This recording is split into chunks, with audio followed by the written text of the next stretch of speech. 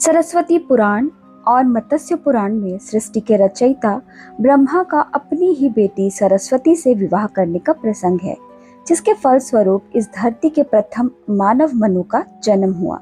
लेकिन ब्रह्मा ने अपनी ही पुत्री से विवाह जैसा निंदनीय काम क्यों किया? इसका जवाब पुराणों में वर्णित कथा सरस्वती पुराण और मत्स्य पुराण में वर्णित कथाओं में कुछ भिन्नता है, इसलिए हम आपको दोनों कथाओं से अवगत करा रहे हैं। सरस्वती पुराण के अनुसार सृष्टि की रचना करते समय ब्रह्मा ने सीधे अपने वीर्य से सरस्वती को जन्म दिया था।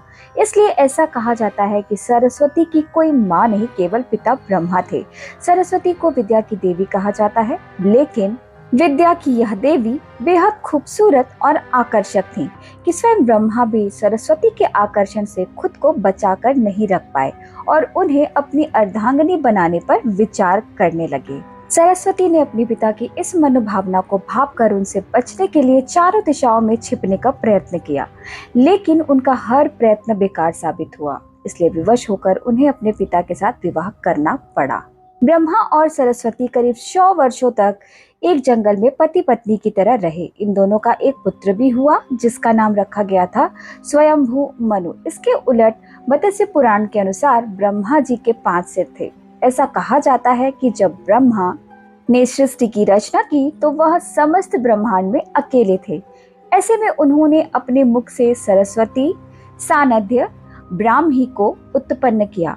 ब्रह्मा अपनी ही बनाई हुई रचना सरस्वती के प्रति आकर्षित होने लगे और लगातार उन पर अपनी दृष्टि डाले रखते थे। ब्रह्मा की दृष्टि से बचने के लिए सरस्वती चारों दिशाओं में छिपती रही, लेकिन वह उनसे नहीं बच पाई। इसलिए सरस्वती आकाश में जाकर छिप गई, लेकिन अपने 5वें सिर से ब्रह्मा ने उन्हें आकाश में भी खोज निकाला और उनसे सृष्टि की रचना में सहयोग करने का निवेदन किया।